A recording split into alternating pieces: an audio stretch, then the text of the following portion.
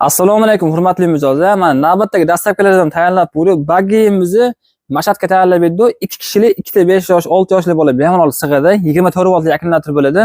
Keyingi modelimiz Yangiqo'rg'onni birlashgan degan joyiga qora geyligimizni 958 modeldan tayyorlab berganmiz. Bu modelimiz 1 yoshdan 5 yoshgacha mo'ljallangan. Masofadan boshqarish uchun pulti, kitoblari, zaratnilari bor komplektida. Keyingi modelimiz bu modelimizni Qo'g'a shahriga o'zlari kelib tanlashdi.